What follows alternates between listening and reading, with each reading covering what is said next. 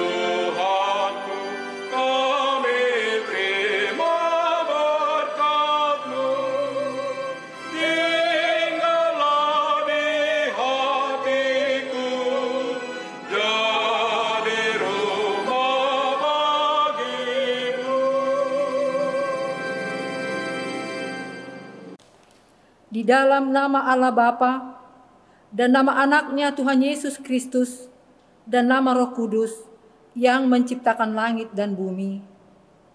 Amin. Dan jadilah sama seperti bayi yang baru lahir, yang selalu ingin akan air susu yang murni dan yang rohani, supaya olehnya kamu bertumbuh dan beroleh keselamatan, jika kamu benar-benar telah mengecap kebaikan Tuhan. Haleluya.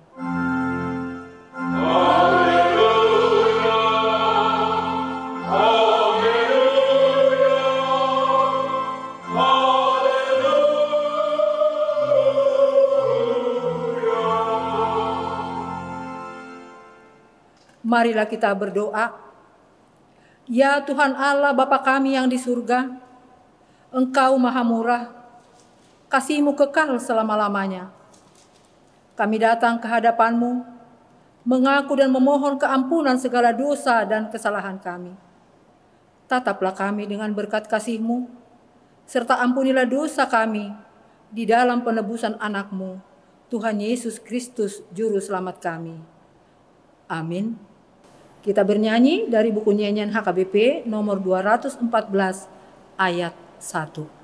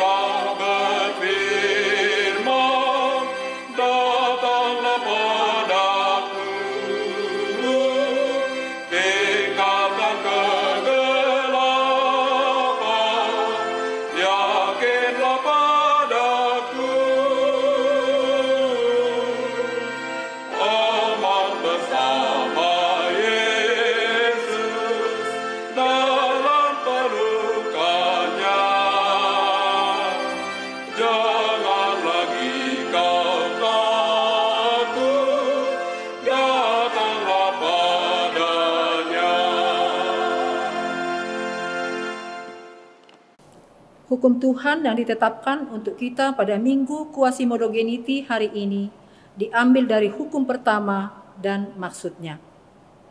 Akulah Tuhan Allahmu, seru Tuhan kita. Tidak boleh ada Allah lain kecuali aku. Maksudnya adalah kita harus lebih takut, lebih kasih, dan lebih yakin dan percaya terhadap Allah daripada terhadap segala-galanya. Demikianlah hukum Tuhan. Marilah kita meminta kekuatan dari Allah untuk melakukan yang sesuai dengan hukum-Nya. Ya Tuhan Allah, kuatkanlah kami melakukan yang sesuai dengan hukum-Mu. Amin. Kita bernyanyi dari Kidung Jemaat nomor 41 ayat 4 dan 7.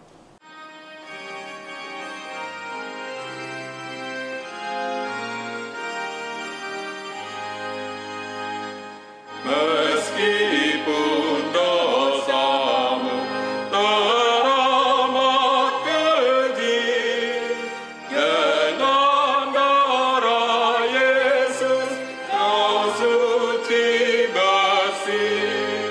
Dengan darah Yesus kau suci bersih. Oh Yesus, Engkaulah perlindunganku, Engkau juru selamat, tempat berteduh. Engkau juru selamat, tempat berteduh.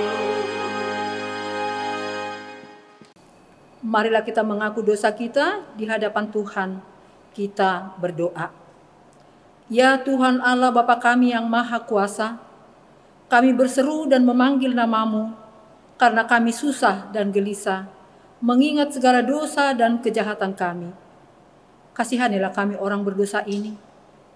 Ya Tuhan Yesus Kristus, Engkau telah datang ke dunia menjadi manusia, mati dan bangkit kembali, serta naik ke surga untuk membela dan menyelamatkan kami.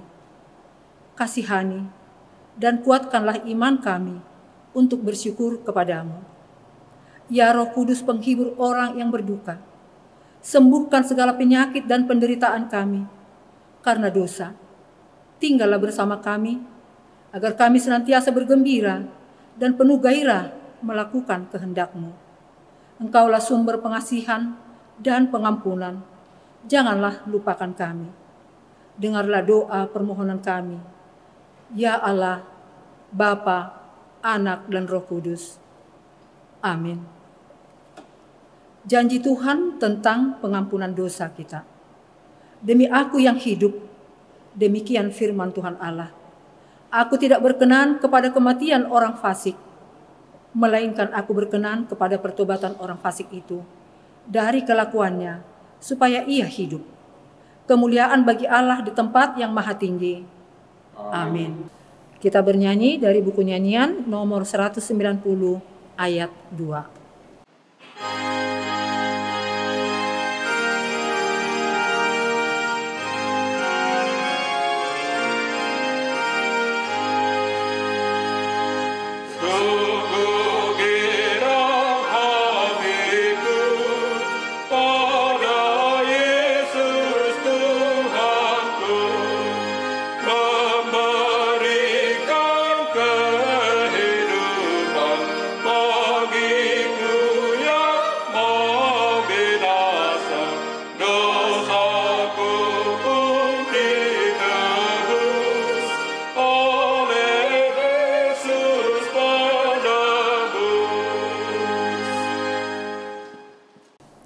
Firman Tuhan yang ditetapkan untuk Minggu Quasi-Modogeniti hari ini tertulis dalam 1 Petrus 2 ayat 1 sampai dengan ayat 5. Karena itu, buanglah segala kejahatan, segala tipu muslihat, dan segala macam kemunafikan, kedengkian, dan fitnah. Dan jadilah sama seperti bayi yang baru lahir, yang selalu diingat akan Kristus yang murni dan yang supaya olehnya kamu bertumbuh dan beroleh keselamatan jika kamu benar-benar telah mengecap kebaikan Tuhan. Dan katakanlah kepadanya batu yang hidup-hidup, yang memang dibuang oleh manusia, tetapi yang dipilih dan diberikan Allah. Dan biarlah kamu juga dipergunakan sebagai batu hidup untuk pembangunan satu rumah rohani bagi suatu imamat kudus, untuk mempersembahkan persembahan rohani yang karena Yesus Kristus berkenan kepada Allah. Demikian firman Tuhan. Berbahagialah orang yang mendengarkan firman Allah serta memeliharanya. Amin. Kita bernyanyi dari buku nyanyian HKBP nomor 467 ayat 1 dan 2.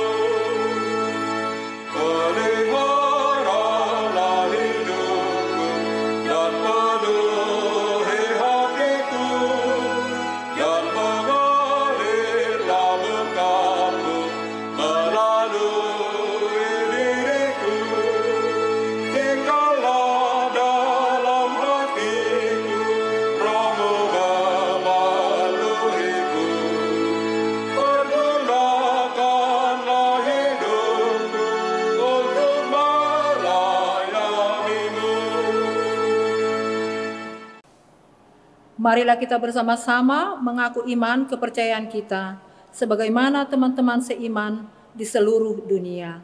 Kita bersama-sama mengucapkannya. Aku percaya kepada Allah, Bapa yang Maha Kuasa, Khalik langit dan bumi.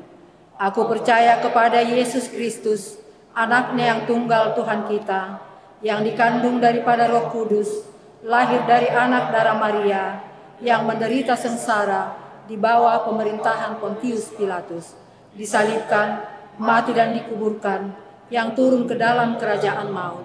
Pada hari yang ketiga, bangkit pula dari antara orang mati, naik ke sorga, duduk di sebelah kanan Allah, Bapa yang Maha Kuasa. Dari sana akan datang kelak untuk menghakimi orang yang hidup dan yang mati. Aku percaya kepada Roh Kudus dan adanya satu gereja yang kudus, persekutuan orang kudus, pengampunan dosa, kebangkitan daging, dan hidup yang kekal. Amin. Warta jemaat kita minggu ini.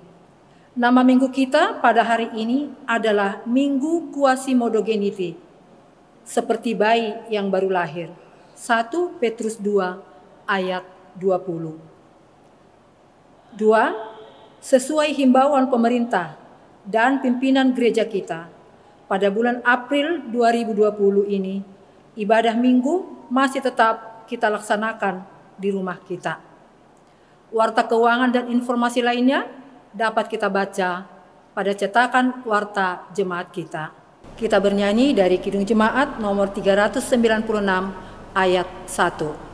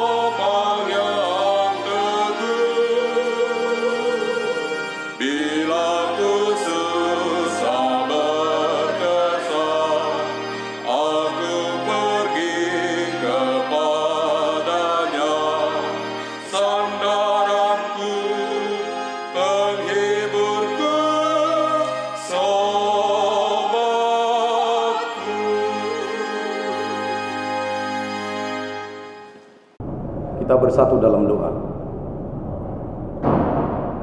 damai sejahtera dari Allah Bapa yang melampaui segala akal dan pikiran, itulah kiranya memelihara hati dan pikiranmu di dalam Yesus Kristus Tuhan kita. Amin. Saudara-saudara yang terkasih dalam Yesus Kristus, firman Tuhan yang ditetapkan dalam ibadah minggu kita hari ini tertulis dalam kitab Mazmur pasal 42 ayat yang pertama sampai dengan ayat yang ke-6.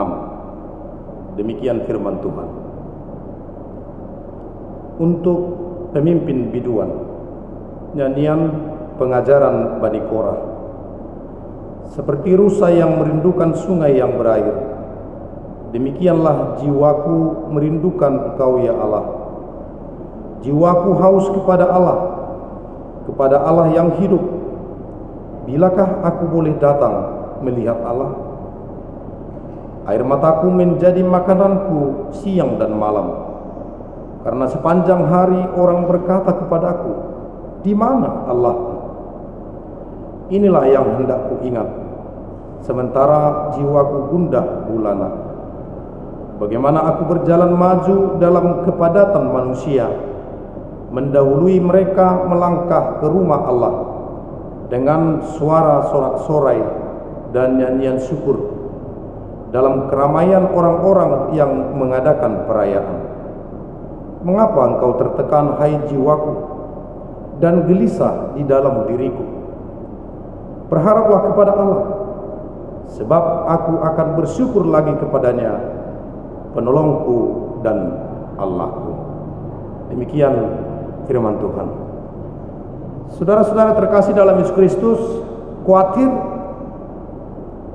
itu mungkin kata yang dapat menggambarkan keadaan sebagian besar masyarakat Indonesia atau khususnya jemaat kita akibat dampak COVID-19. Jika sebelumnya kehidupan kita berjalan normal saja, kita dapat bekerja, dapat penghasilan, usaha kita dapat berjalan dengan baik, hasilnya juga tentu baik. Tetapi hampir 1 bulan kita telah menjalani masa-masa PSBB. Bekerja dari rumah, sekolah di rumah, beribadah juga di rumah. Mungkin sebagian kecil masyarakat usahanya dan pekerjaannya bisa berjalan dengan baik. Namun bagi sebagian besar mungkin mengalami penurunan hasil usaha. Bahkan mungkin ada yang harus kehilangan pekerjaan. Dia harus kehilangan mata pencaharian. Tentu kita khawatir dengan keadaan itu. Khawatir atas keberlangsungan hidup kita. Khawatir atas keadaan keluarga kita ke depan. Belum lagi khawatir terhadap virus COVID-19. Bahkan sering sekali rasa curiga muncul kepada saudara kita, kepada tetangga kita. Jangan-jangan dia positif COVID-19. Dalam kondisi demikian, mungkinkah kita merasa Tuhan tidak bekerja? Kita merasa sendiri tanpa pegangan, atau bahkan kita merasa bahwa Allah sama sekali tidak peduli dengan apa yang kita alami. Saudara-saudara yang terkasih dalam Yesus Kristus, pemazmur dalam khotbah kita hari ini menggambarkan pergumulan hebat dan kesulitan yang ia alami. Jiwanya sangat gelisah dan tertekan. Ia merasa bahwa Tuhan tidak ada dalam kesulitannya. Saat itu ia dan orang-orang Israel menjadi tawanan dan hidup dalam pembuangan di Babel. Dalam tawanan pasti ada perlakuan yang tidak manusiawi, ada kerja paksa, ada makian. Jiwa mereka tertekan. Bertahun-tahun mereka menderita, dan berulang kali mereka berseru kepada Allah, tetapi Allah tidak menjawab. Seolah-olah Dia tidak lagi hadir dalam kehidupan umatnya. kebanggaan bahwa mereka pernah menjadi bangsa yang besar, umat kesayangan Allah, hanya menjadi sebuah kenangan. Namun dalam khotbah ini kita melihat bahwa kerinduan untuk bertemu dengan Allah kembali hadir lewat syair ratapan pemazmur. Yang pertama di dalam ayat yang kedua, seperti rusa yang merindukan sungai yang berair, demikianlah jiwaku merindukan Engkau ya Allah. Pemazmur melukiskan penderitaan mereka seperti seekor rusa yang berada di sebuah hutan yang kering, dalam hutan yang terbakar kemarau panjang. Tak ada lagi daun yang hijau, tak ada lagi burung-burung yang berkicauan, tak ada lagi rumput yang hijau selain tanah kering dan retak. Sang rusa itu berjalan dengan lemah sambil menyeret tubuhnya. Pandangan matanya pun sayu penuh kekecewaan. Perasaannya tertekan dan gelisah. Berhari-hari ia berjuang menahan haus. Kekeringan menyengat tenggorokan dan seluruh jaringan tubuhnya. Tidak ada kebutuhan lain yang ada di dalam dirinya kecuali menemukan sungai yang berair. Ia sadar tanpa air hidupnya akan berakhir.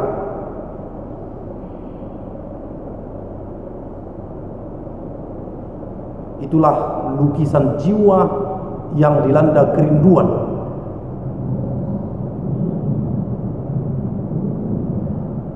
untuk bertemu dengan Allah. Yang kedua, pemazmur katakan dalam ayat yang ketiga, jiwaku haus kepada Allah, kepada Allah yang hidup. Bilakah aku boleh datang melihat Allah?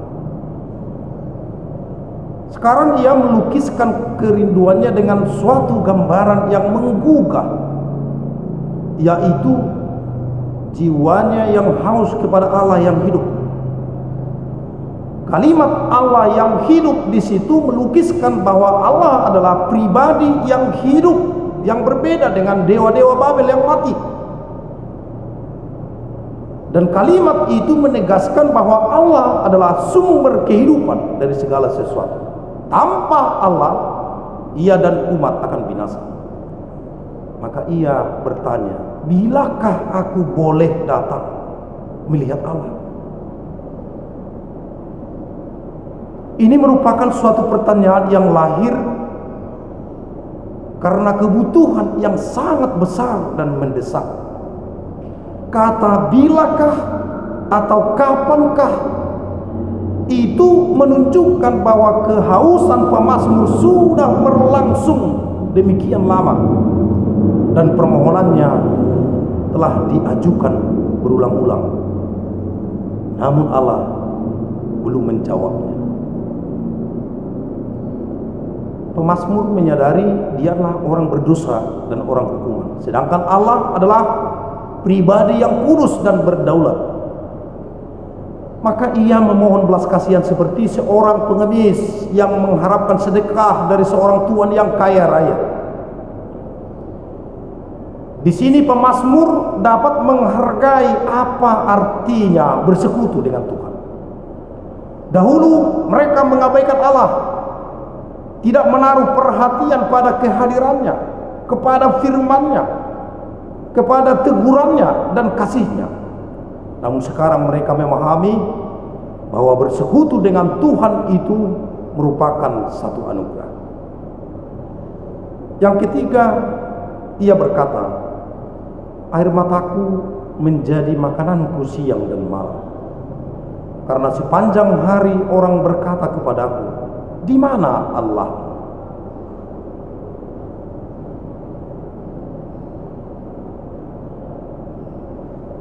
Di dalam pembuangan mereka menerima perlakuan yang tidak enak, dan itu sudah menjadi hal yang umum, termasuk tekanan untuk menyembah dewa-dewa orang-orang Babel. Ketika pemazmur berusaha mempertahankan imannya. Mereka menghinanya dan berkata, "Di mana Allah?" Tentu hinaan itu menghancurkan hatinya. Maka ia berkata, "Air mataku menjadi makananku siang dan malam." Sepanjang hari ia berduka, dirundung kesedihan. Saudara, Daud juga pernah merasakan kehilangan Allah di dalam hidupnya. Sampai-sampai dia meratap kepada Allah dan berkata, "Ya Allah, Engkaulah Allahku. Aku mencari Engkau. Jiwaku haus kepadamu. Tubuhku rindu kepadamu. Seperti tanah yang kering dan tandus, tiada berair." Tertulis dalam Mazmur 63 ayat 2. Di tengah-tengah kehausannya, Ayub pun pernah mengalaminya. Dalam duka citanya ia mengeluh, "Sesungguhnya kalau aku berjalan ke timur, ia tidak di sana, atau ke barat, tidak mendapati dia. Di utara ku cari dia, ia tidak tampak. Aku berpaling ke selatan, aku tidak melihat dia." Ayub 23 ayat 8-9. Bahkan Yesus Kristus mengalaminya saat ia disalib, saat ia membutuhkan penyertaan dan penghiburan Allah. Lalu dari salib Yesus berkata, "Allahku, Allahku, mengapa Engkau meninggalkan aku?" Matius 15 ayat 34. Saudara-saudara yang terkasih dalam Yesus Kristus, kita bisa memiliki pengalaman yang sama pada saat ini. Perasaan ditinggalkan oleh Allah pada saat kita membutuhkan pertolongannya. Hanya kita merasa tidak pantas untuk mengungkapkannya secara terbuka dalam doa-doa kita, ataupun menceritakannya kepada orang-orang dekat kita. Namun perasaan seperti itu dapat membuat kita justru semakin menjauh dari Allah. Wajar bila kita pernah merasa kecewa kepada Allah. Kita merasa ditinggalkan dan diabaikan oleh Tuhan. Wajar bila kita mengeluh, lalu kita mengekspresikan secara verbal perasaan kecewa kita kepadanya, seperti yang dilakukan oleh pemazmur. Kita percaya Allah dapat memahami sepenuhnya kekecewaan, kesakitan kita, kesedihan kita, ataupun ketakutan yang kita rasakan. Dia bukan Allah yang mudah tersinggung dan pemarah. Dia adalah Allah yang Maha Kasih. Namun jika kita berhenti sebatas meratap atau mengeluh, iman kita akan terpuruk. Tetapi majulah sambil berharap kepada Tuhan, seperti yang dilakukan oleh pemazmur. Apa yang dilakukannya? Yang pertama, ia mengarahkan mata imannya kepada Allah dan berkata, "Inilah yang hendak ku ingat. Sementara jiwaku gundah gulana, bagaimana aku berjalan maju dalam kepadatan manusia, mendahului mereka melangkah ke rumah Allah dengan suara sorak-sorai dan nyanyian syukur dalam keramaian orang-orang yang mengadakan perayaan." Tuliskan dalam ayat yang kelima. Apa maksud perkataan ini? Pemazmur ingin mengajak kita mengingat masa-masa indah bersama dengan Allah sebelum kita mengalami keadaan yang sekarang. Kita ibadah di bait Allah, kita ibadah di gerejanya, kita menyanyikan syukur kepada Allah, kita bertemu dengan saudara-saudara kita, sahabat kita, ada canda, ada tawa, semua dibungkus dengan sukacita. Lalu di gereja Allah menanti kita seperti seorang bapa yang menanti kedatangan anak-anaknya. Allah peduli pada apa yang kita alami, itu pasti. Nah, kenangan seperti itu sangat penting bagi kita dalam masa-masa keadaan sulit yang sekarang. Tentu banyak momen-momen indah yang telah kita lewati bersama-sama dengan Allah. Setiap dari kita pasti mempunyai kenangan bersama dengan Allah. Ibarat seperti album foto, masing-masing kita memiliki album kenangan. Album kenangan itu pasti mengisahkan cerita yang berbeda-beda, tetapi pesan yang dikandungnya sama, bahwa Allah mengasihi kita. Melihat kembali album kenangan saudara bersama dengan Allah, masihkah saudara akan bertanya, di manakah Allahku? Yang kedua, dia berkata pada dirinya sendiri, dia berbicara kepada dirinya sendiri, mengapa engkau tertekan hai jiwaku, dan gelisah di dalam dirimu. Ayat yang ke-6a. Dalam diri pemazmur seolah-olah ada dua pribadi yang saling beda pendapat, yaitu pikiran dan jiwa. Pikiran itu mewakili pengenalannya akan Allah, sedangkan jiwa mewakili perasaan atau respon terhadap persoalan-persoalan hidup yang dihadapinya. Memang ketika kita menghadapi situasi-situasi sulit, emosi kita lebih dominan menguasai pikiran kita. Ketika kita merasa Allah sangat jauh, maka Allah akan menjadi sangat jauh. Tentu saja tidak bermaksud mau mengatakan bahwa keberadaan Allah ditentukan oleh perasaan kita, bukan. Melainkan betapa sedihnya apabila iman kita ditentukan oleh perasaan kita. Saudara, perasaan itu subjektif. Penilaiannya sering didasarkan bukan pada apa yang benar dan salah, melainkan selalu didasarkan pada mana yang lebih menyenangkan atau mana yang lebih nyaman. Dan kita ingat, biasanya perasaan mudah berubah tergantung situasi. Oleh karena itu, bila iman didasarkan pada perasaan, sulitlah bagi kita untuk mempunyai iman yang konsisten menghadapi keadaan hidup sulit kita saat ini. Iman kita harus dibangun atas pengenalan kepada Allah melalui firman-Nya. Allah berfirman, aku sekali-sekali tidak akan membiarkan engkau, dan aku sekali-sekali tidak akan meninggalkan engkau. Ibrani pasal 13 ayat 5. Inilah janji Allah bagi kita. Dia menginginkan kita memahami kebenaran firman-Nya tanpa ragu. Yang ketiga, dia berkata, berharaplah kepada Allah. Ayat 6b. Sekarang pengenalannya kepada Allah mulai mendominasi perasaannya. Ia bangkit dan percaya bahwa Allah tidak pernah meninggalkannya. Meskipun doanya belum terjawab, meskipun permohonannya belum terpenuhi, dan keadaannya belum berubah, ia percaya bahwa Allah hadir, sama seperti ketika dulu di Yerusalem. Allah hadir di situ. Itulah sebabnya dia berkata, sebab aku bersyukur lagi kepadanya, penolongku dan Allahku. Ayat 6c. Saudara yang terkasih, itu adalah suatu komitmen untuk senantiasa bersyukur kepada Tuhan. Berharap kepada Allah di masa-masa sulit tentu bukanlah hal mudah. Saya percaya tidak semudah mengucapkannya.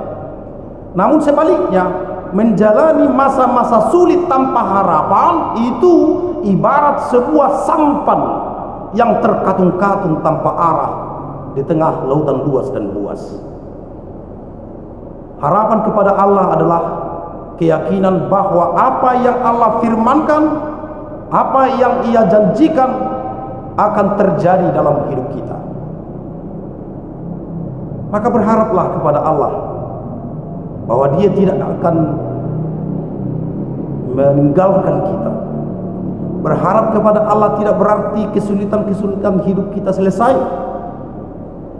Namun yang perlu kita ingat, Bapak Ibu saudara-saudara yang terkasih dalam Yesus Kristus, semangat hidup berubah, kita mendapat keyakinan. Seperti arti minggu Quasimodo Geniti, kita telah lahir baru, seperti bayi yang baru lahir.